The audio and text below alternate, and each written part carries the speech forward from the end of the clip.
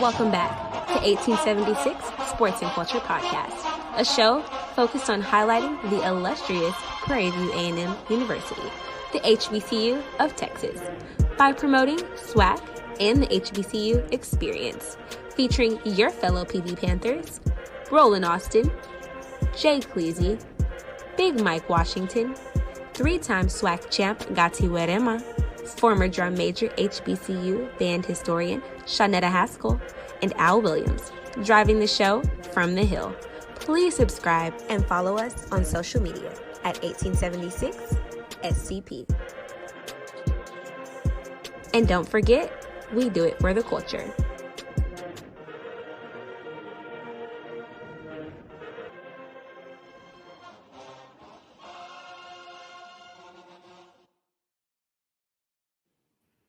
And welcome to the 1876 Sports and Culture Podcast. All right, man. It's we got to see Bayou Classic, and congratulations to the Southern Jaguars for representing the Western Division in the SWAC Championship next week. I am kind of glad that it's not us, but I digress. He said Bayou Classic made the whole track championship go by you. Yeah. It is. It worked out for Jason Dumas. He going to the championship back-to-back year. Yeah. Coach Dooley going back-to-back year. Yeah. Man, that brother Dumas, he's eating well, huh? Man, he put on like 40 pounds, didn't he? Yeah. Ooh. Well, that Southern meal plan ain't the same. No kidding. They got fried chicken like rice. That's right.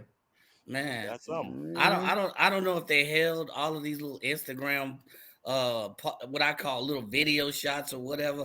All of a sudden, they start coming across my stream, just all kinds of sudden. One had Dooley on the field by himself and an ascot.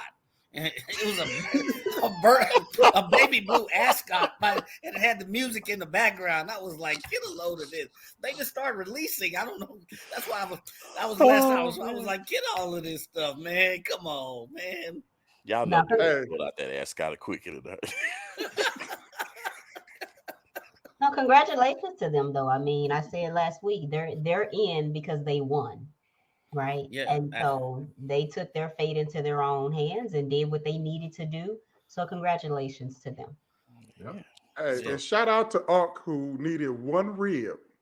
And he hit the stairs and warmed up that one rib with his lighter. I just want one rib. I'll say I ain't need to pay $5 for no $5 for some popcorn. I tell you what, watch this. Not me. Little Usher. Hey man, them vittles in the Superdome expensive, bro. Obviously, because your boy rolled his stuff in the aluminum foil and pulled it out. Oh my God! My thing is, lighter out and was like, "Watch this." He got to go to work on Monday, man. It's just gonna be. He ain't gonna hit the end of this one. No, man. My thing is, at least be resigned to the fact that you got to eat a cold rib. Yeah. See, and when I first saw the video when it first came on, I thought he was lighting up. He was drying out a blunt. I'm like, in the middle of the game in the Superdome, and then he took a bite out of it. Like, oh, see. I wonder how he got that aluminum foil past the metal detector. Hey, you know what? That means he used saran wrap. I was gonna say he probably used saran wrap because he would have been lighting it up, heating it up inside the foil, right? He got a grease spot all on his pocket. Y'all get off topic so easy. Oh man! All right. Man. So let's bring it back. All right, let's talk about these. So we saw the graduation rates came out for the SWAC, and as per the usual, Jackson State is leading the pack again with a 90% graduation rate. So if we go down the list, number one, Jackson State at 90%. Number two, UAPB at 84%. Tied for third between Texas Southern and Alabama State at 83%. And then fifth is Mississippi Valley at 80%. Followed by Bethune-Cookman also at 80%. Then you go to Grambling at 75%. Then you finally get to PV in spot number 8 at 75%, 74%, excuse me. And we just talked about the 3.0 requirement. These numbers are not correlating. The How do you T-score on this data sample is below 1.2. Yes. No, just because you have a 3.0 doesn't mean you graduate. Exactly. Well, And that was my point. My point was that, hey, you might have a 3.0 when you get to campus, but that don't mean you're going to maintain that 3.0 GPA. Well, but hold on. Does that all inclusive of folks that transfer out as well? Because it's who matriculates through the program, right? Or am I it's through the program. Through It's the through the program, program. So you got a bigger problem. So you're getting these kids that have these 3.0s, right? Let's say they're still academically savvy and they're doing well in clear classes, but we're not creating a culture that makes them want to stay till the end. So that's an even bigger problem. So it's not that they're just not graduating; they're not graduating with us. That's part of it too, but I think we're also not getting the full picture. I think these percentage rates are probably indicative of probably a 3 to 4 to 5 year span. I don't know. Yep. And that 3.0 requirement came about roughly 2 to 3 years ago, I believe. Yeah. So we don't know all the data points here, but still, if you look at us sitting at number 8, that's still concerning. And that tells me that we need to put the focus on an academic support system. Yes. That's where not just study hall, a support system. Yeah. Study hall ain't it. Not all. So again, right? Before we leave that goes back to economics. You know, I hate to say it, but you know, we need all these features and all these resources, but it costs to get that stuff. And so we think we said it before last week, we're going to need it more so now with these 2.5s that are coming in. That's going to need an additional layer of support. So, hey, man, y'all folks that want to see us back at the SWAC championship and want to host the SWAC championship, I'm going to start digging in y'all pockets because this is these are not free programs. Well, I just can't. I refuse to believe that Mississippi Valley has a stronger academic support system than Prairie View A&M. That point right there. You still talking about Valley? UAPB. Huh? Valley showed you who they was. You gonna keep their name out your mouth, bro? UAPB is number 2. Yes. We talking about Valley? No. Yeah, you talking about Valley. So Pine Bluff is a full 10 percentage points higher than PV. Yeah. So That's I would crazy. love for somebody to tell me what all the data points are that goes into our ranking and how we are that significantly behind. If that is a significant difference behind Jackson and Pine Bluff. And here's the thing: those schools have high rates of folks transferring in, especially Jackson State. Even UAPB is getting to that point as well. So you got to wait. Does it count the transfer students under any circumstance, or does it not count against them if they're in good academic standing? A couple of data points to kind of settle out. But I'm with Joe. I fail to see where UAPB has better academic records or better academic programs than Prairie View A&M. You got to show me. We're gonna need Dr. Gaville to come on and explain this one to us because the math ain't mathing. Yeah, that's that. Need Dr. Gardner to come on and explain. Dr. Gardner said, "I just got here. Don't be blaming that on me." He said, "Don't put that on me. I ain't been here. I'm not blaming him, but I'm just saying, come help us understand. Just explain it to us a little bit better. Because an 8th out of, we only have 12 schools. Come on, man, really? But you know what? I think I'll take it as a positive because we know how well and how many student athletes Prairie View graduates. So if you have this many other SWAC schools with these high graduation rates, that speaks well to the conference overall. I will put SWAC student athlete graduation rates against any other conference, Power 5 or what have you. This is outstanding to me, so I'll take it as a positive. Yeah, the other thing to keep in the back of your mind is that the 2021-22 data is based on athletes who entered the college in the fall of, I believe, 2015 or 2016. And that's the most recent data available. If you look at overall graduation rate, transfers, and all of that stuff, that data point I do know. So hypothetically speaking, we should be higher come next year. Yeah, you would think so. Yes. We should at least be Valley in something. Y'all just won't let it go. It's hard to let it go, man. That hurt. Let it go. They are an accredited institution just like we are. Yeah. But for Valley? Yeah. So let's shift gears over to attendance then. And again, leading all of FCS. Terrible. Y'all, I'm not even gonna say it, but it is a SWAC school in Mississippi that is leading all of FCS in attendance with an average attendance of 42,049. We find ourselves in the 64th spot, and that is with 6,090. Now, mind you, this is an average home attendance rating, and this includes our number 2 attended of all FCS game in the State Fair Classic. So that means if you take out the State Fair Classic, our average is probably in that 3,500 range. Less than now, there is no way we make a jump to FCS with numbers like that. FBS with numbers like that. It's impossible. Mm-mm. Well, you got to look at it like this. Now, I will always stand with this one because, listen, what else do you have to root for in Mississippi? No, okay. Man. You ain't got nothing else to do. Stop it. You have nothing else to do. Look at the variance. No, that's 30. We'll just say 4,000 against 46,000. That, come on, you can't. We're talking about a high school game. I go Texas Southern is 19 with 10,677. Because they right there in the city of Houston. No, Y'all don't want to drive down. Guys, you're missing one. Number 1 was Jackson State. Number 4 was Southern. Number 6 was Alabama State. All schools in cities that there's nothing else to do. Exactly. No other professional sport. So they got to follow something. Hold up.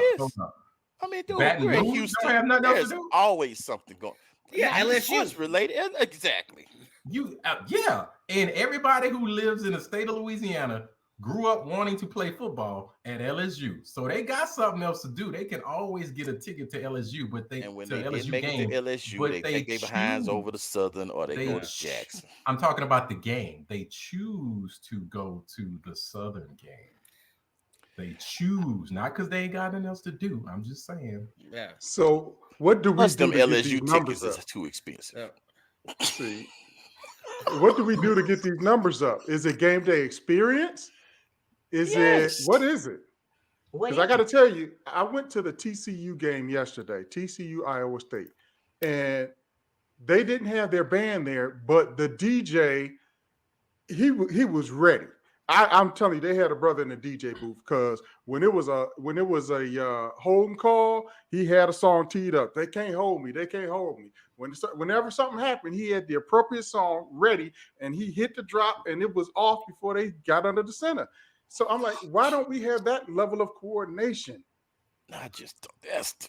I think, man, we could talk about this all day, but you have to put a big deal of it with just apathy. Our fan base is we don't boring. We ain't crunk. We ain't crunk, and we're not that interested in watching our teams play. I go to high school games every Friday with more folks in the stands, or just as many folks in the stands as it is the game I go to that next Saturday at PV. And you can't equate that to a 30-minute ride down 290 because it takes 20 minutes to get to that high school game. So it's just we have to care as a fan base, man. Yeah, that's it. But we don't. I do think that and you're right. I think that, but at the end of the day, the games are just not. It goes back to that game day experience. Yeah, I'm with you, Chanel. It's also, like what Al is saying, can the DJ and the band watch the game? Right, to know when to play or cue up whatever song to fit whatever we need. Maybe we're having a discussion about this prior to just 30 minutes before the game starts. Like maybe we start practicing for next year now. Right, because if you look at the YouTube that I referred to last week with Dr. Z, they get a script. And so my question becomes, and here's the thing, the level of crunkness is at the school, right? Every August we see a new shuffle, right? Get those kids involved, get whoever is it, pals, get them involved and pick their brain to say, hey, what is it that we need to do? Because I swear to you, every time, every shuffle I want to do, every shuffle, kids are like, man, I want to go to that school. They crunk. That's tight. Like, I'll read the comments. So I just think that we keep saying game day experience. Who was the right person though, right, to put over that? Is it the athletic director? No. Is it student activity? Who is it? I think you almost know. I think you have to. I don't even want to put that kind of pressure on a student, okay? Because he's there to go to school. That is a full-time position. That is someone who, I mean, dude, if I'm opening a club, I'm not finna get some intern to come and do this. I want a person who understands promotions. They understands all of the aesthetics that goes into. I mean, dude, you even on every level we see this. We see it at church, right? You go to a boring church, no. But you got somebody that's the praise and worship leader. He gets it. Hit the lights. So let me ask you a question. Let's say our game day experience opens up next year, first game of the season, and it's off the chain. How long do you think it would take for word to spread, and then our stadium is halfway full because of the game day experience? Does that happen? I think it would impact the very next game, because if it's crunk enough, it's going to light up social media. Folks are going to be live. You're going to see all this stuff. Is going to make folks want to be there in person for it. Joe, you talk about Jackson State. Remember when we went to their homecoming? It was you and I. We said, they packed the stadium, but what did we say about being inside that game? It was crunk. Yes, it was crunk. It was live. DJ was off the chain. It started with a prayer. And that prayer was off the chain. Seriously, that's the most off the chain prayer, and it got everybody hyped from that moment on. And the DJ knew when to play, when not to play. They knew how to tap into the old school folks and the new school folks. They kept everybody actively engaged during the game. Yeah. I just think it's an effort. I just think an effort needs to be made. And I don't know who, someone just said it's not 30 minutes before the game, but a effort has to be put together, period. Right? Who those people are, I'm not sure. I do agree with you, Roland. Get people with the experience. I will say this, right? Because I sat on this athletic leadership task force. We also have to change the mindset of some of the people at PV, including some of the coaches. And I'm not going to throw the idea out there because they may want to try, and I don't want to steal their thunder, but it was a really nice idea from someone who started a festival in Houston. But the coaches, the AD, weren't quite sure. We don't know. It may interrupt some things. So I think also we have to just change the mindset and get with the times. Yep. And you got to capitalize on the moment, right? You have a window. You have a small window to really capitalize on all of this excitement, all of the buzz, all of the pent up demand, as we call it. And we're missing that boat, man. We really are. This was an amazing year to try it. You had Labor Day, you had Southern, you had home. Everyone was excited. This was the first time we were able to actually have a true tailgating experience. And I don't want to say we didn't make strides. We did, but there's just still room for improvement. A lot of room for improvement. We had 2 years to prep for this. Yeah. Come on. Nobody focused on that. Nobody focused on it. And we missed it. And I'm sorry. I honestly think that window is closed. Yeah. In terms of being able to truly benefit from all of the pent up momentum that you already had, right? Yeah. You had people salivating to not just get into stuff and do stuff, but to spend money. I wouldn't say it's closed. It's not closed. It's not as wide open as it was. But if we employ tactics, that door can definitely be opened again with success on the field and a game day experience. Yeah. Sure. Well. So is it money first, or is it generate the experience and then get the money later? Because it seems to be half of the problem is we judge whether we should do something or not based on how much money we can bring in versus let's focus on the experience and then the money will come. So 2 things. Number 1, scared money don't make money. And number two, it takes money to make money. So you're gonna have to spend some money in order to impact your revenue projections, right? You cannot just go out here and do the bare minimum and then say, I don't know why we ain't get with 5,000 people at the game. Well, but game day experience don't cost no money. Exactly. Yeah, it does. No, Yeah, some of it does. It will. Some of it will. So when you think about all of the like the pyro, what they call it, pyro stuff and all of that, all of that costs money. Man, we don't need that. Opening up parking so people don't have to drive around for an hour and a half. Yeah, you're gonna have to let some folks park on the grass, or you're gonna have to open up some of those lots that you have restricted, where you're just towing people, giving $1,000 parking tickets. You're gonna have to bypass some of that in order to let people come and actually park and enjoy it. Because if I come and I'll drive around for an hour and a half looking for a parking spot, and then I get a ticket or toll, you ain't never seen me. Let's be real. There's only one game that you got a parking problem. Yeah, and that's the discussion. We got to get it to where all the games is exactly. Yeah, but you're right. If I come to homecoming and I have that problem, I'm not coming up there for a regular week that's not homecoming. I'll risk it for homecoming because of what that is. But if I say, well, they got a parking problem, you're not gonna get me to drive up 290. We ain't getting them up 290 anyway. I'm with Joe. We're not getting them up 290 anyway. And what I want to do is I want to also focus on those that are there, right? I don't care if it's 1,000 or 10,000. Let's focus on, or 15,000, since that's what would sell it out. Let's the people that are there. We spend so much time with why aren't you coming to the game? What about the people who actually come to the game sitting there bored? So start with those that go to the game. Ask them, what is it? Why are you coming? Well, never mind. You're right. You know what? I would greatly appreciate that, because I'm gonna be real with you. I was bored at most of the home games this year. I ain't gonna lie. I was bored. Yeah. Which is why I say don't ask why, because a lot of us are there just because we support. We're going to be here whether we're bored or it's exciting. So, the people that need that excitement is, what do you need? Yeah. It's not the team winning, because the team started winning and that still didn't put butts in the seat. Yeah. I think right. The question is, what would make this more exciting? What would make you want to drive up 290 again? So there you go. What was that number? The number was 4,000. It was 4,00090. 6,000. We no, can, there was like 6,090. 6,000. Oh, 6,000. Okay. And, I was like, and that's average. Yeah. So that means we're barely getting half of the students to come. You know, you got 8,000 students. That's a captive audience right there, right? And we can't even get half of them to come. So, but are they interested? I mean, is this generation interested?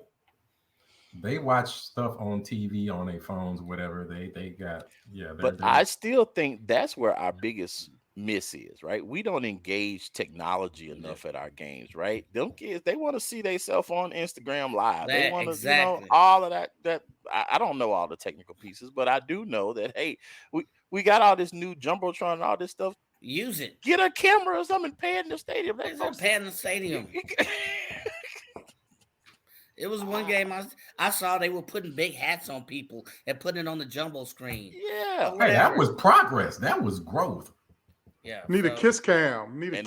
All that stuff. It was stopped after that. How many times thereafter? The kiss cam may give you something that you're not ready for. A message. We got this great. It'll be entertaining though. Yes, that will be entertaining. It will definitely be talked about on Sunday morning. We definitely have work to do, but I'm not giving up. I think that experience, I think it can happen, right? Yeah.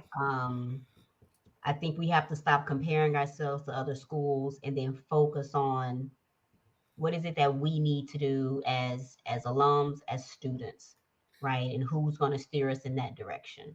But I don't think it's a lost cause. The numbers are a bit surprising. I don't expect us to be wherever that 15,000 threshold is, but it is somewhat still surprising to me. But again, I didn't attend Alcorn, and I did not attend Incarnate Word. Yeah. Well, I would say both of those games, the numbers were disappointing to me for both of those games. seeing as though we had a winning team. Yeah. Yeah. In my opinion. Yeah. But hey, all right, we got room for growth. There's the positive. I had a couple other topics I wanted to hit, but I think I'm ready to move on to some football. Let's take a quick break and come back and talk some football. 2nd and 5. First to the hole up the middle. He breaks free. The 20, the 10. Touchdown, Prairie View. And it is Tristan Wallace. All right. So, in the words of Dr. Martin Luther King, where do we go from here? You got recruiting season coming up. And that's it. What are your biggest targets? That's it. Recruit. And we can just look at the graduating seniors, the guys we need to replace. It's all up front. We losing the two big dogs, Troy James and Kevin Victoria. Yep. Without those two dudes in the middle, we in trouble. Not to mention Dante Carter, who's the nose guard. So you're losing your three biggest guys on the defensive line. You got to replace those dudes. I don't believe we have anybody in-house to replace those guys right now. Also losing Desmond Obi, who's been on the defensive line for quite some time. You're losing the entire starting secondary, I do believe, starting with Logan Jackson, who's been, a 3 to 4 year starter. You're losing a ton of guys. So again, almost the entire starting secondary. Losing Shareed Reese, one of the starting linebackers. So we have a lot of pieces to replace starting December early signing period. We know they're going to go heavy in the transfer portal, and they're going to go heavy with JUCO transfers. So. I would say it another way. We lost a lot of games because of defense, and we about to lose the key pieces of the defense we had. So to your point, Joe, not only do you start in that middle, but that secondary, baby, we need to find some dogs on the cornerback at the cornerback slots and at the safety slots. We need some dogs. Yep. But we talk about defense, man. Let's not forget offensively. We leave something to be. Defense wins games. All day. Yeah. Defense wins games all day. We're losing another couple guys. Stacy Brown at safety. We're losing him. He was very important. A lot of folks didn't notice him. He got hurt during a Grambling game.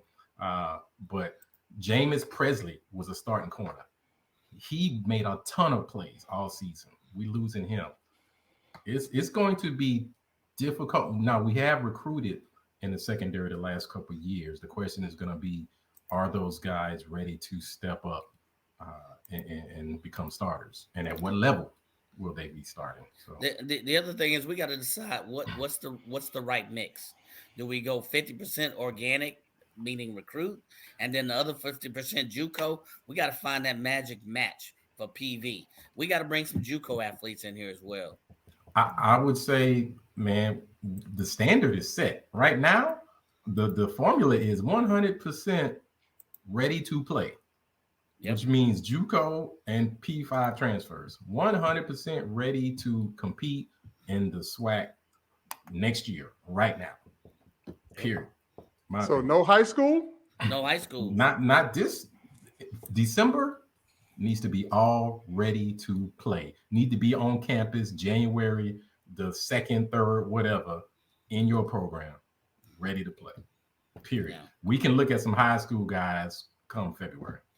Maybe. Okay. I'll go with that. Look at some high school guys. Hell, we look at Summer Creek right around there. There's about 3 or 4 players that if we could just get the coach and visit them. But I do think you need a small group of high school players with high potential.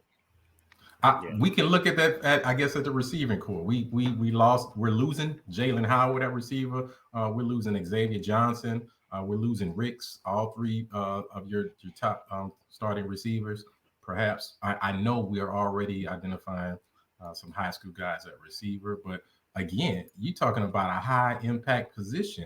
If you ask Trey Conley, I guarantee you he's gonna say, look here, man, y'all need to give me a dog ready to go at receiver to throw the ball to. So height and speed and hands. Height, speed, and hands. So the big question on the table that we didn't touch about is that quarterback battle. Because there will be a battle. Oh, yes, sir. Yes, sir. there's no way that CJ Dumas will not be given opportunity to compete for that starting job. If you saw, I can't remember what game it was that he got a few snaps in, but the kid can run and he can throw it. He's got the size. So I fully believe that spring ball is going to be on and popping. I'm going to have to sneak up there for a few days to check out practice. It's going to be interesting. Yeah. All right. So, do you see any movement on the coaching staff? Do you see anybody that may be a target to be poached out of that coaching staff, or are we rolling in next season with the same crew? I think the only thing I see is hopefully Coach McDowell will be given an increase in his coaching staff allotment and be able to bring in an additional coach or two. Hopefully, yeah. I would. I don't see anybody leaving. I'd say give him more, and there's a big circle around it. Not only allotment, but how much he's able to, how much in terms of resources he's given to do the recruit. You know, you got to make visits. You got to spend time out and about. So not only does he need coaching allotment, he needs some more resources to actually do the recruiting. Again, we don't. I think I don't know this for certain, but they were passing a hat to give him some money to go out and recruit last. Well, come on, man. It's a resounding theme here, dude. It takes money to run a program like that y'all want. And it's sick and tired of these folks expecting. That's a whole nother issue, though, blood out of a turnip. Because that's ridiculous. Our former AD Reed, not only did he tighten the purse straps, he cut them off, and he wasn't handing out no money. Now, I think he went overboard with that.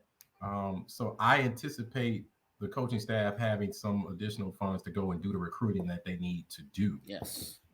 That shouldn't be as much of a problem. But yeah, we still need some money, no doubt. Yeah. So this is going to be a maybe topic number 2 or 3 when the new president, LeGrande, has her open forum on this Thursday. I wonder what her take is, or where she places athletics and the importance of enrollment and recruiting not only athletes, but students to the university.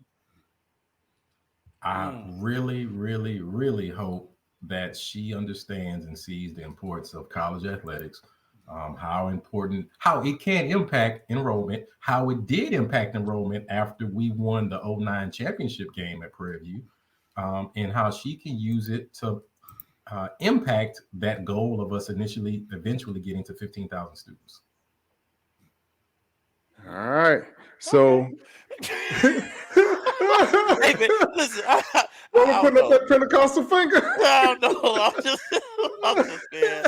I do not have a good feeling about this that whole forum thing. That just seems like a train wreck waiting to happen. Yeah, y'all alums are off the chain. I hope those questions are fielded beforehand and personally selected and handed to her. Because there's gonna be some pre-scripting and my God, this is just I don't know.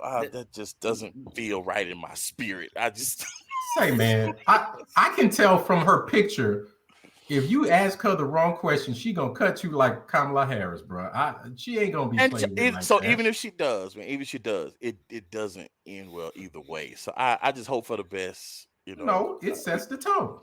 She needs the opportunity to set her tone and understand and let people know where her line is drawn. So if someone wants to cross the line with her, then she will set that tone from day one. There's a purpose to it. Okay. You gotta let them know what she's not gonna be. Oh, okay. That's what we're doing now. All right. I ain't gonna be too many. He's saying I can be Dr. LeGrande or I can be Tamika. Which one is there it is. I tell you what, she get taking them earrings off. Y'all better run. If there's some Vaseline up under that podium, try to hold my pearls. Where's she from? She from Florida? Where's she from? That'll tell you. I'm telling you. I almost want to go now.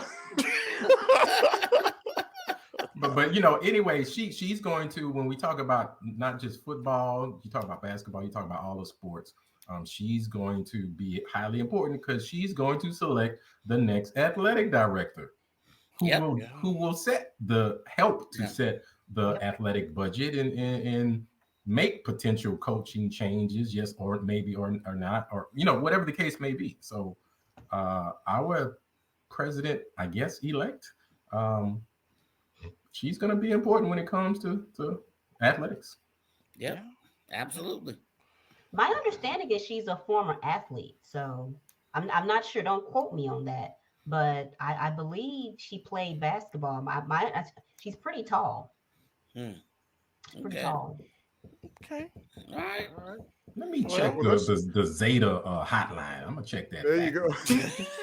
They ask some of the Zeta friends. Y'all chime in on this. Say, man, what's she like? No, I just don't think you get to. I mean, she's young. She's like 42, 43 years old. I think. Like I said, I'm willing to give her a chance, and I actually like the forum, right? I don't think that it's going to be. I don't know if it's going to be a town hall format or like you're saying, just maybe. I would imagine there are some scripted questions, and then she may take a few from the audience. Yeah. I hope it's the latter, but I mean, because or should I say, I hope it's not the latter because I don't. I just don't see her. I don't see she and Dr. Reed having the same demeanor. No, I don't think what happened at that one will happen at this one. Yeah, I just don't want it out like that. That's one thing for sure. That's obvious. She did, you won't get that same tone at all. Right. She did come out of Savannah State and North Carolina A&T. So yeah, she okay. Like you said, Dr. Reed or Tamika, what you want? All right. Yeah. Speaking of basketball, the women's basketball team put up 100, not 100. 100 on Jarvis Christen. It feels so good. These girls out here balling, man. What happened? Yeah, did they buy new rims at the Baby Dome? What something? Because the offense for both the men and the women is just firing on all cylinders. It feels so good to be on that side of the ledger where you're scoring 100 and not getting 100 scored on you. Yes, it does, Joe. I concur. It feels real good. Really how are they doing though overall? Because I mean, let's be we're talking Jarvis Christian College. That's what I said. I said the reason this is Jarvis Christen. Let's pump the brakes. Put away your anointing oil. But they are 3-3. They are at the top of the SWAC. So I think Jackson State is the next school with 2-3, and so is Southern. So it's it's real. They got something working at least in the beginning. Yeah, love it. And the men, we saw another big win this week. Mm-hmm. Yes, sir. Defeated Arkansas State. Mm-hmm. Yes, indeed. They're knocking them down. I got a feeling that 16th seed coming out of the SWAC is a thing of the past for this year. Yeah, buddy. Ooh, yeah, this SWAC is nasty. I mean, it's not just PV, but PV is doing their thing. They're 4-2, and they beat some quality opponents too as well. So, and they average margin of victory ain't no punk either. You talking about at least 20, 25 points. If I'm just eyeballing down the wins, these are convincing wins. Mm-hmm. Yeah. And Will Douglas just continues to put up big numbers, man. He's on a mission, I think, to make his last year count. And I can't wait to just watch him grow as the season goes on as this new leader, scoring leader for the Panthers. Yeah. Yeah. And what I love about it is if you go on Twitter, Arkansas State, they big mad. Ooh, they big mad. Who put them on the schedule? You didn't see how mad Washington State was. Washington State was an embarrassing loss against. That home and home is in jeopardy. Oh yeah. Hey, and while y'all playing, the SWAC again as a whole is hot. Grambling beat UTSA by 20. Yeah. 75-55. Now, Grambling comes scares me a little bit. So they beat UTSA by 20. We lost to UTSA by 7-8 points. So and Grambling will be on campus January 2nd. Yes, January 2nd. I hope somebody get hurt or something and eligible to play. Yeah. I'm sorry, I said that out loud. They steal somebody's kid, man. I know he'll be all right. It's just a sprain ankle. Just a hammy. Right, just a hamstring or something. Hey, so Baby Dome need to be packed this season. Y'all wanted a winner, you got a winner. Come see him, man. It's gonna be high. Coach Smith he's fun to watch all by himself. Oh yeah, he's good, and he feeds off the energy, man. Yeah. He really wants that energy in the dome. That dude, he be trying to get it himself. You see him, he be out on the floor. I'm like, come on, stand up, y'all, stand up. I'm like, man, can we stand up? Hey. I don't. Yeah, but it's the previous segment, right? It's. I know we don't know how to celebrate wins. Can we get the pep band? We gotta get people. You have to get people there, and it's, and I'm going back to football and all of the conversation that's happening on social media right now. Support, right? Yes. Support the team. Yeah. No athlete. You want these 3, 4, 5, 6, 7, whatever star athletes. They don't want to perform in an empty field. In an empty basketball court. I mean, make it make sense, people. Just make it make sense. Do you support? Well, and that's going to be another big deal. With us opening up our recruiting profile, Coach Smith is going to be looking for some truly, truly impactful players that he was not previously able to get. And it's going to be really important when they come to the Baby Dome on a recruiting trip. You want the atmosphere to be something that is appealing and attractive to these big time players. So and for that one, you really have to get to those students, because I mean, the average professional, they can't make a weekday game. No, we can't. Right. So Yep. All right. Well, let's take a quick break and we'll be right back with the We Ready shout outs.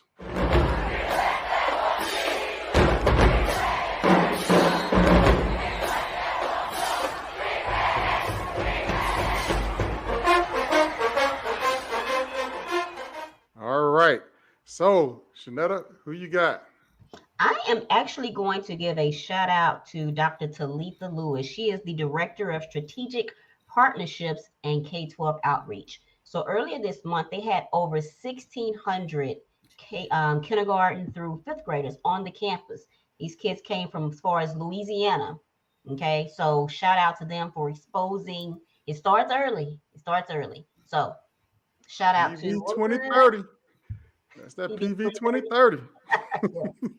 So Dr. Lewis, she's ready.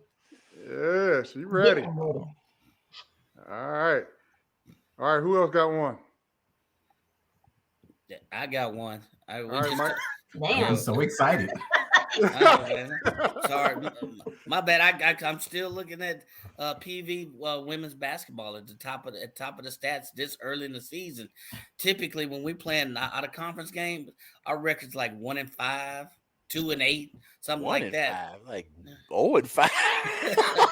Come on, Roland. I'm giving us 1-1. Better put it down. Okay. All right. So, leading the SWAC in scoring is Diana Rosenthal. She is leading the second. 3-point field goals, field goal attempts, and points, and average per game. 20.7, 125 points, three field goal, 3-pointers. She's got 16. The next closest person is 10. So through this 7-8 games at the beginning of the season, Diana Rosenthal, she ready, y'all. She ready. All right. I have one more before we leave, folks. Don't forget, Giving Tuesday is coming up, so be on the lookout for. I'm sure the Office of Development will be sending out some information about that. But it's a great opportunity to show your support for your university and make sure we have a great showing for Giving Tuesday. So, not really a shout out, but just want to throw that PSA out there. Hey man, it's people out there talking about you should have took that out the parking I had to pay for home. So the show drops on Tuesday. So people, today. Today. It is Giving Tuesday. Yeah, today Get is it Giving in. Tuesday. Get it in. All right, Shanetta, go and take us out of here. Phoebe. You know. Still slow. It was good. It was all right. It was good. It was all right. It was better, but it was slow. Still slow. I'm gonna need folks during the Christmas break to practice. Can we practice? Yeah, we need. Yeah. You're gonna have to practice. Start Anyway. relying on himself, my brother. I know, right? And we out. All right.